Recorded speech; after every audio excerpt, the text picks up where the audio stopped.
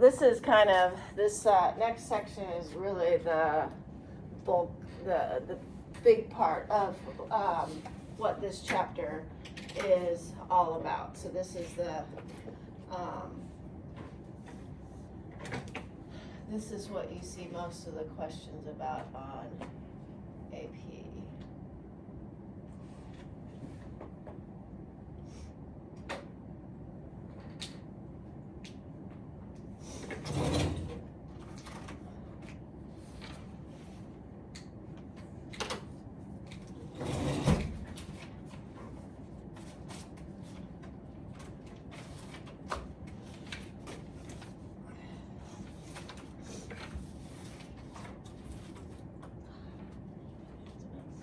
Okay, so yeah, 14.3 focuses on how we can look at changes in concentration to determine the rate of a reaction. And again, this is what most of the AP type questions are about, as well as what we'll get into later on, not today, but the activation energy that we kind of talked about already. But if you remember last week, we looked at how we could use the coefficients from the balanced reactions just to kind of estimate, based on the balancing, something will appear 5 times faster or disappear 3 times faster or whatever based on the coefficients. Here we're actually using data of concentrations. So some of the people on Zoom said they can't get in. Or like it's still loading for them. Oh, it's still loading? Okay. Because yeah, I got Zoom going.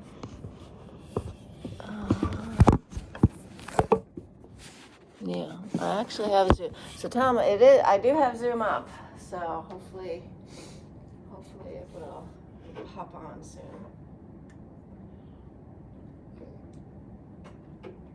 So the way we can get a more accurate rate of a reaction is if we actually look at and compare initial concentrations in the reaction.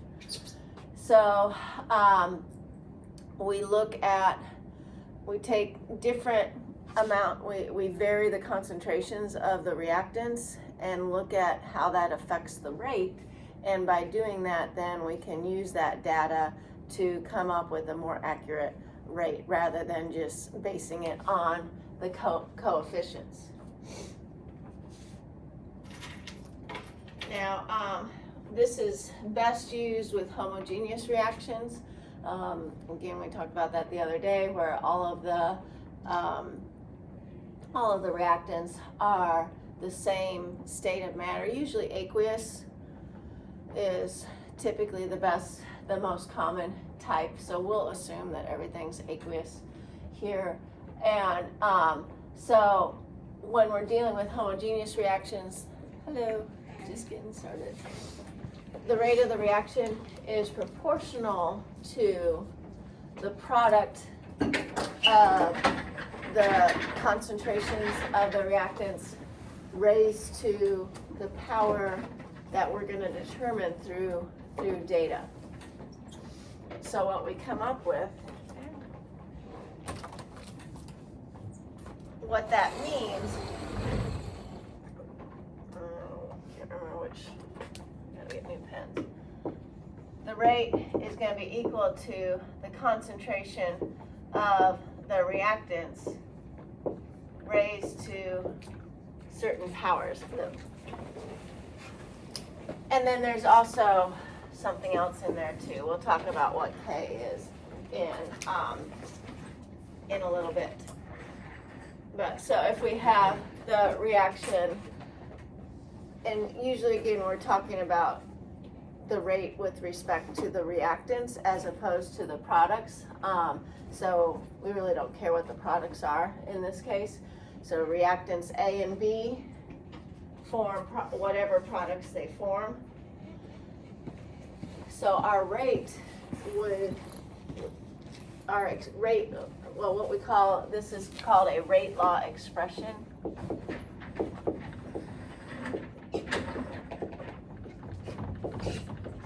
So the rate law expression is written as the rate is equal to K, which we'll get to K in just a little bit of what that is equal to the concentration of A raised to some power, so reactant A's concentration raised to some power, times the concentration of reactant B raised to some power.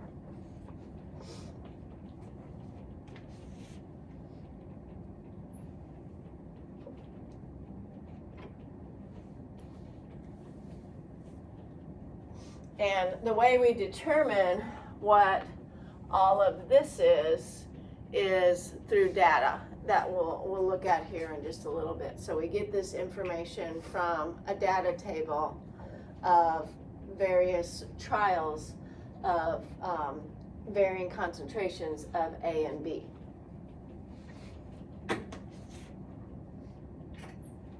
So K is what is referred to as the rate constant, and I think this is also all on, I think you have this on your blue sheets. Oh, no, not this one. Stuff we'll get into later on, so no, that's not on there. Never mind. So K is a rate constant, and we'll talk more about the rate constant here in a little bit, and the units, bless you, and what the units tell us, and all that. The exponents here, I have M and N up there, but X and Y, whatever you want to call the exponents. The exponents are based on the data that were given from the experiment, looking at different rates based on different concentrations of each of the reactants. So that's how we get these exponents, okay?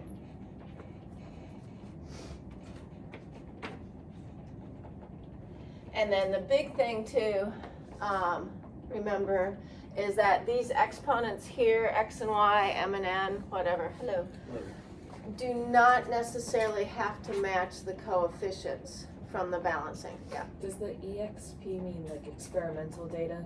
Yes. Yep. So these exponents don't necessarily have to match the coefficients in the balancing. But when they do, that tells us something else that we'll get into down the road as well. So they oftentimes do, but they don't have to. They don't have to match.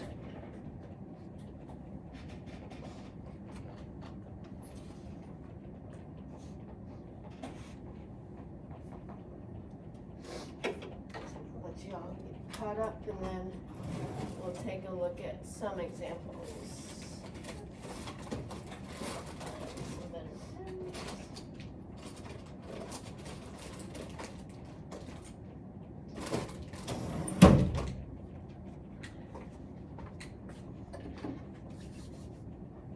Do you know if they joined yet? Have other I think people? they're still having trouble. Oh, really? I wonder if it's their Wi-Fi. Some of them are saying that it says like there's another meeting in progress. Like they're like trying to join, but it's just like loading. It says the host is already in another meeting. Huh. Okay. Let's see. I am recording it though, so I'll Yeah. Let's see. Let's end that meeting. Maybe. That is the right meeting. Why is it? Meetings, that's the only meeting I have.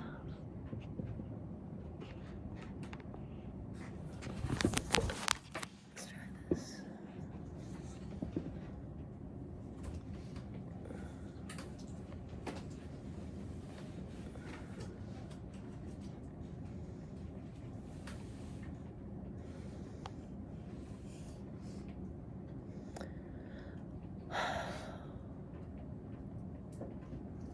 That's not it. I'm not sure.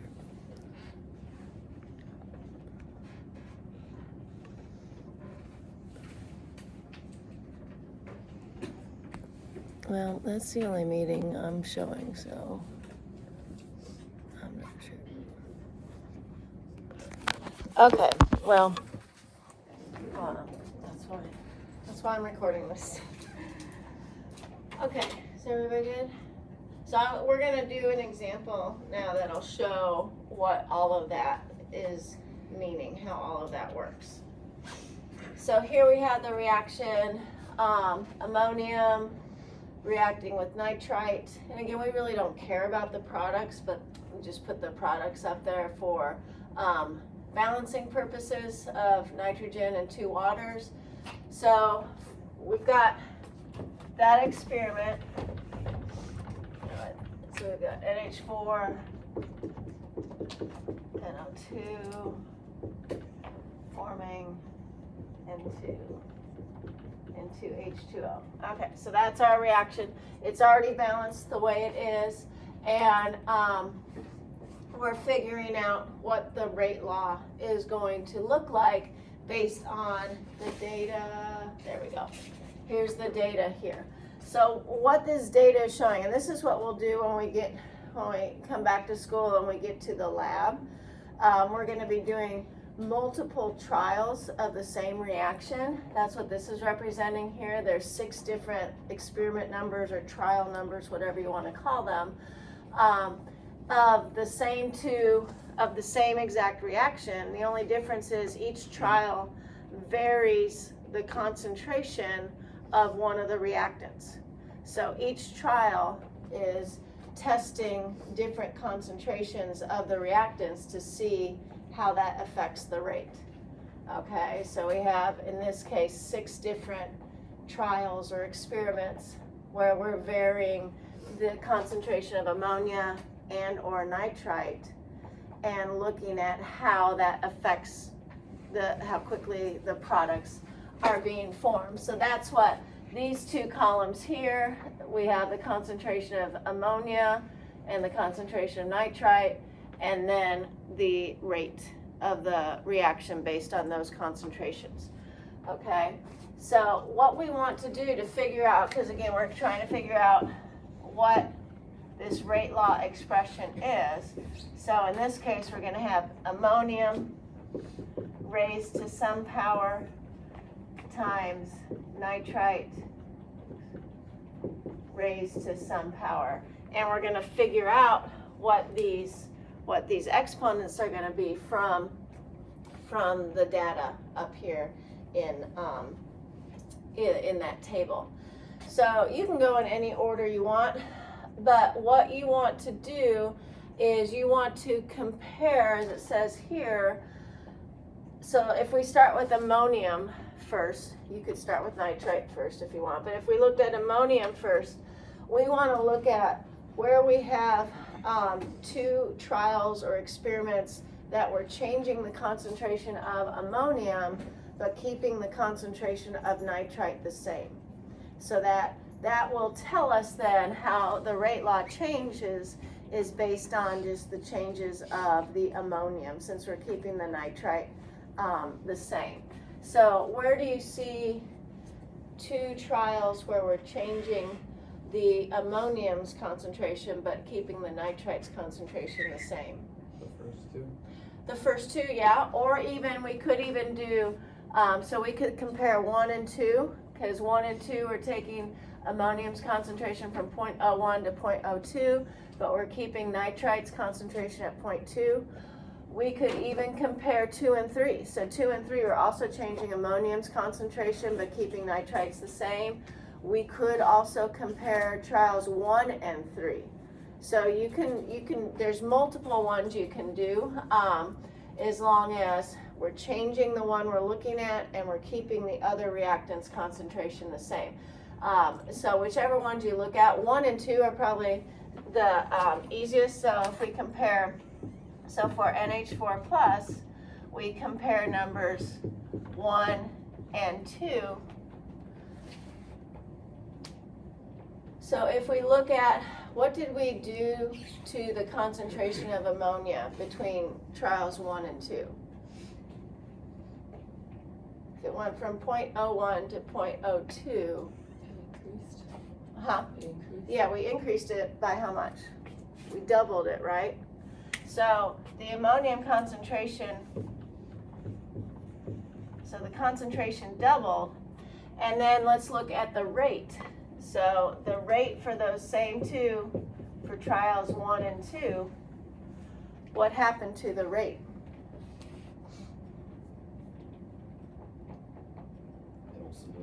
It also doubled. Yeah, the rate went from 5.4 times 10 to the negative 7 in trial 1 to 10.8 times 10 to the negative 7 in trial 2. So the rate doubled when we doubled the ammonium.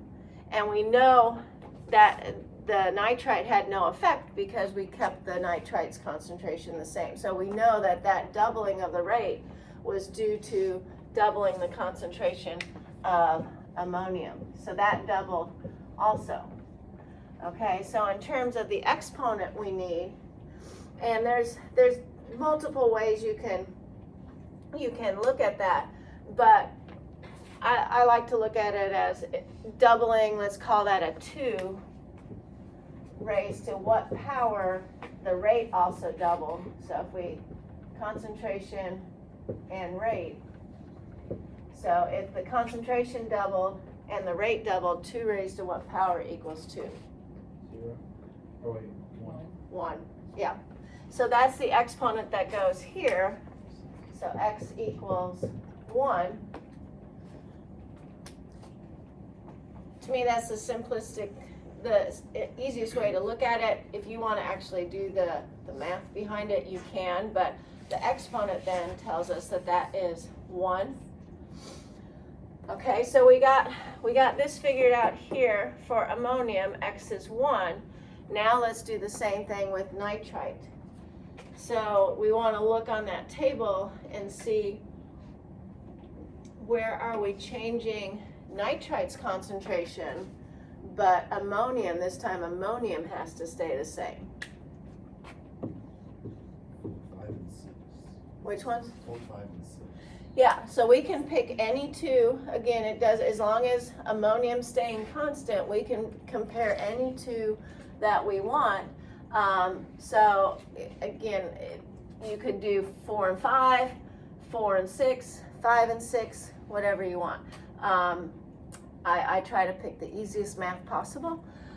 So 4 and 5 to me are probably the easiest. So if we look at trials 4 and 5, you'll get the same answer no matter what, unless you make a mistake. But so on 4 and 5, what happens to the concentration of nitrite? It goes from 0.0202 to 0.0404. So yep, we're doubling the concentration. And then if we look at so we've got to look at the same rate. So if we're using experiment 4 and 5 for the concentration of nitrite, we have to look at the change in rate for experiments 4 and 5. So for 4 and 5 here, we're going from 10.8 to times 10 to the negative 7th for a rate to 21.6. And it may not be exact, this happens to work out exactly, but approximately what's happening to the rate. Doubles. That also is doubling, yep. So again, if it's not exact, that's okay, just take the closest. So the rate also doubled. So just like we did for the ammonium,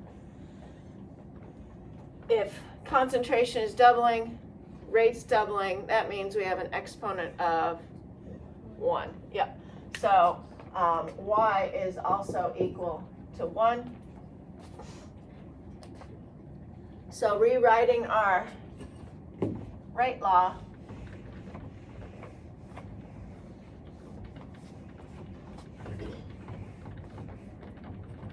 we have, now that we figured out our exponents, rate equals k times NH4 plus raised to the first power times NO2 minus raised to the first power. And that does happen to match our coefficients, because again, when we balanced this, there were just ones here. Again, it doesn't have to, but we'll get into what that means down the road in another thing. And now what we can do with that is we can plug in the data. So remember, we said that K is a constant here. There is no data on K up here. But now that we have our exponents, we can take any one of these experiments and plug in the data from the experiment and solve for K. Okay, so we can use the data from, you know, whatever experiment. I think I used experiment 1. So, and we can rearrange this to solve for K. So if we take, we got K equals, so rearranging this, rate over NH4 plus raised to the first power times NO2 minus raised to the first power. We can pick data, so just if we use experiment 1. So looking at experiment 1, the rate for experiment 1, and this is where paying attention to units is very, very important, which we'll get into next on the next slide. The rate is 5.4 times 10 to the negative 7th, and that's in molarity per second, capital M per S, as we talked about the other day. That's our rate, molarity per second. And then since we're using experiment 1, we have to use the concentrations of each of the reactants from experiment 1. So for NH4, that's 0.0100, and that's in molarity raised to the first power. And then for NO2, that's 0.200. Oops, I left off my M molarity raised to the first power. Now, since they're both raised to the first power, math-wise, we don't have to do anything with our denominators, but if they were raised to the second or third or whatever, then we would have to do the exponent math. And what does that also mean about the units? You have to raise the units too. So if one of these were raised to the second power, that means not only are we squaring the concentration, we're also squaring the unit. And we'll do an example like that, not today, but we'll just finish this problem out and then we'll do the rest on Friday. So we'll worry about if our exponents are not 1 next time.